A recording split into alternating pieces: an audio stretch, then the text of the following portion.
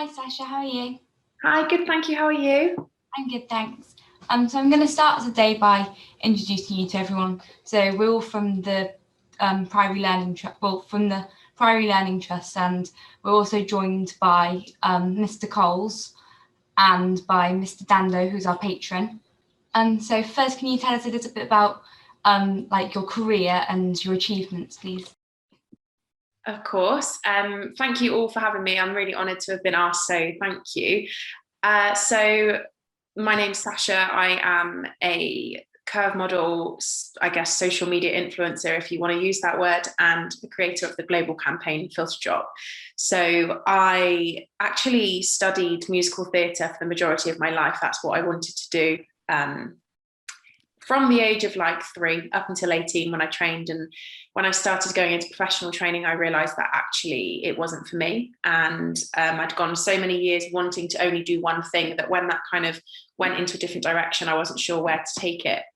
And then I kind of spent a few years in and out of different jobs trying to learn, what it was that I liked. And makeup and art had always been sort of something that I enjoyed doing, from the art aspect, that creativity. And I trained as a makeup artist, and again very quickly kind of realized that the sort of makeup I enjoyed doing was the makeup that left someone with that feeling attached to how it made them feel when I applied it on them on counter. And everything just kind of grew from there, because as I was kind of entering into this beauty industry, I realized that I just wanted to have that feeling and grow that feeling that people would kind of get from popping a bit of blush on. And I wanted to kind of go deeper into that. So I just kind of used my social media platforms to speak about that on a wider scale. And just from there, it's grown and grown and grown. And then last year, I specifically started talking about filters and how I feel like we no longer see any real skin on social media, and everything is filtered or altered or smoothed out. And that I found it damaging, because I used to use filters and I used to edit my photos, and I'd got to a stage in my personal life where I didn't find that appropriate.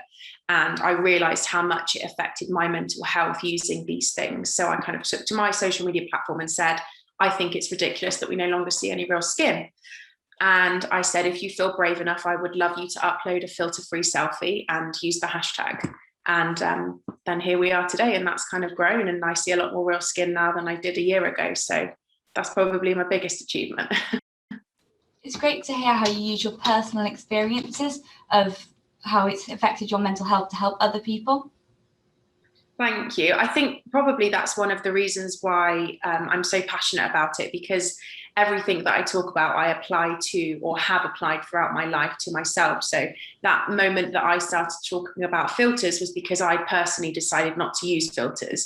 So, maybe 3 years ago, the campaign would have fallen flat because I didn't have that experience myself to talk about it. But it's a very ongoing journey. And I would do anything to go back to my 11-year-old self and, tell her what I know now. I'm going to start with my question. So who has helped to support you throughout your campaign, and who has been your biggest influence?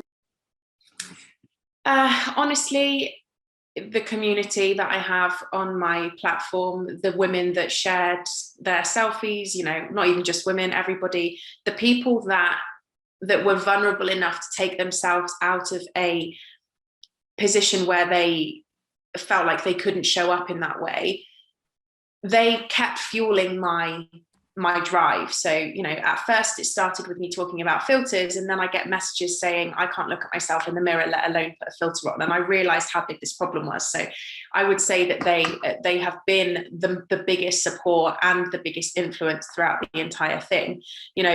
This campaign would be nothing without the people that shared it and commented and, told their friends about it and spoke to their daughters about it. So, yeah. Over to Esme. What inspired you to take the job role you've chosen? What inspired me to take, as in to go freelance, or to start makeup, to go freelance? Makeup, I think. Makeup.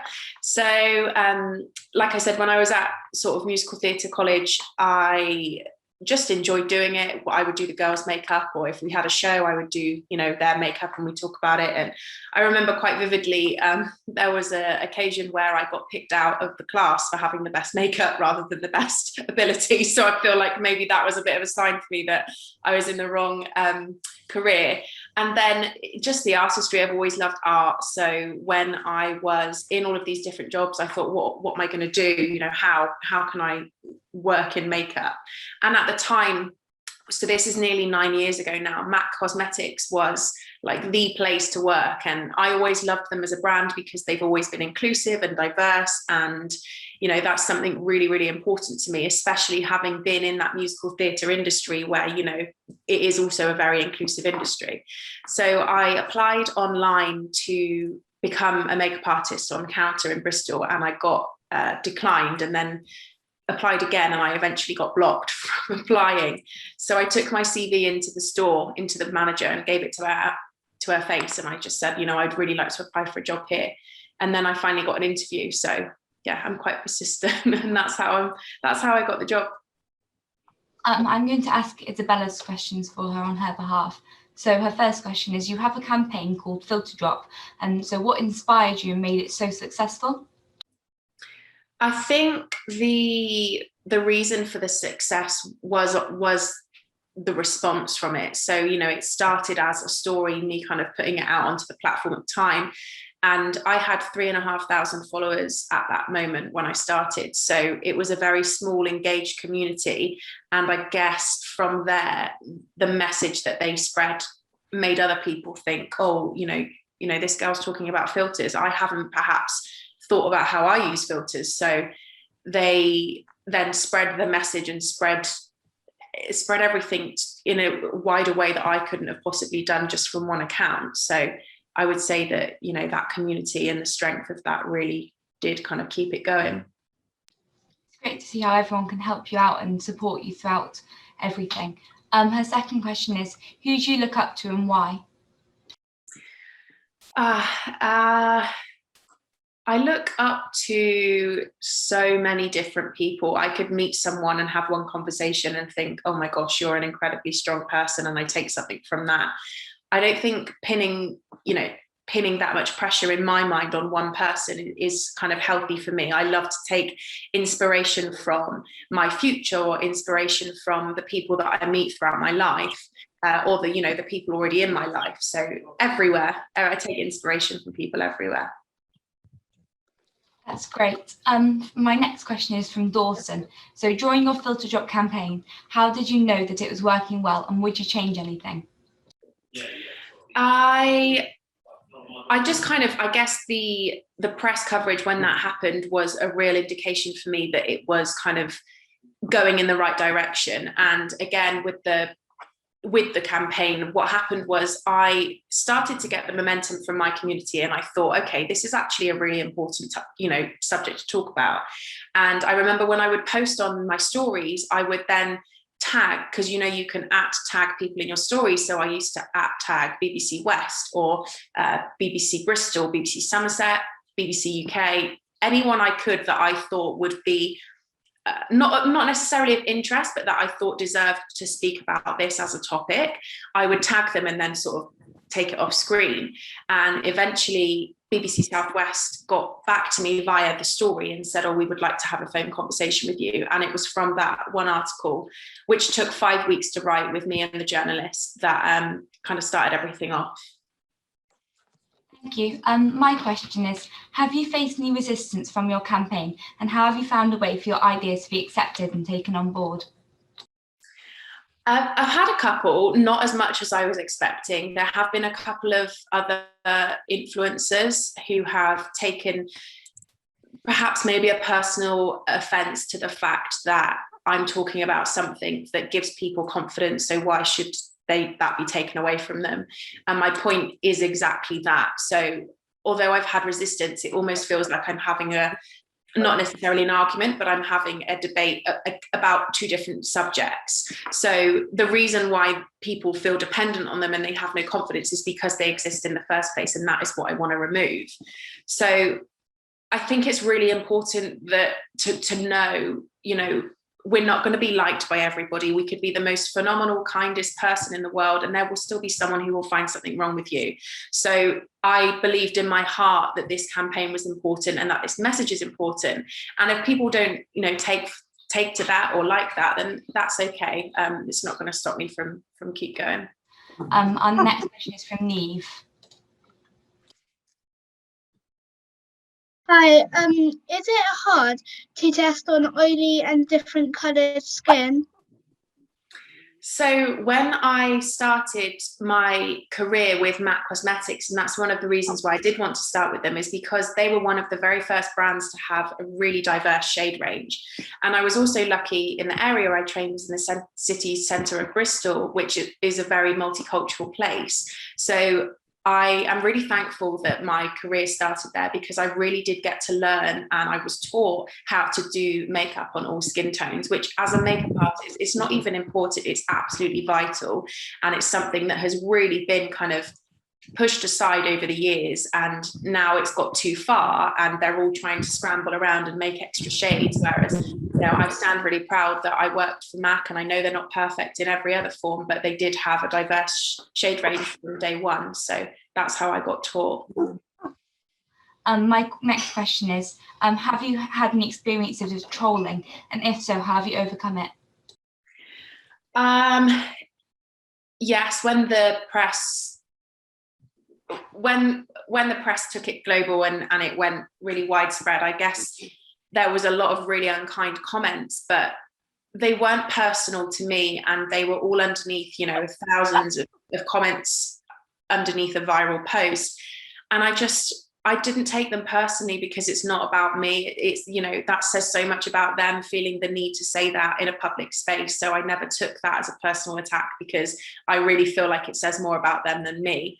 I think I would probably say the people that have, the couple of people that I told you about that have resisted against the campaign and made it a little bit more personal, that's quite tough to swallow sometimes, because ultimately you don't ever want to upset someone. You don't ever want to have conflict. No one really goes out of their way to do that. So it wasn't a comfortable feeling for me, but sometimes things that deserve change don't feel comfortable. So yeah. And also my platform is still at a relatively kind of small number. I think it's natural on social media, as it grows, you get more and more, but hopefully I'll continue to kind of have that approach. Thank you. Our next question is from Megan. Hi, my question is, I read that you had one unattractive photo that you posted on a social media page. What was it like when you lost the followers from posting that photo?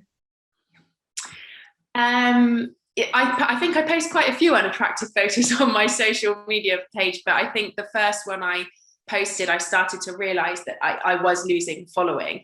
And I think that goes back to that thing of, you're not going to be liked by everybody. And the reality is that none of us look fantastic every single moment of every single day. And that's okay. When people apologize for being tired, or apologize for, oh gosh, sorry, I haven't brushed my hair today, we don't need to be doing that. We can show up in all of our forms and be confident and still be a kind person and have so much more than how we look. So although at the time it was probably a bit degrading, thinking, oh gosh, I'm not going to ever have anyone kind of coming into my circle for that reason, it's also what runs true with me. And I wanted that to be my platform, because if it wasn't going to be who I am or represent who I am, then there was no point in me putting that out to the world or to the platform at the time. So yeah. Our next question is from Sasha. Hello, I was just wondering what your thoughts were on products being tested on animals. Great name. It's so difficult, because again, it's a bit like the diversity with the shade range and things like that. All of the brands now are trying to do better, and that is really, really good, because hopefully we're going to be in a position soon where nothing's tested on animals. And I have to be completely honest and say it was something that I really did turn a blind eye to very early on in my career, to the point where I probably didn't even think, where do these products come from? I definitely try to make more of a more conscious effort when I'm either promoting a product or talking about a product or even buying a product to begin with.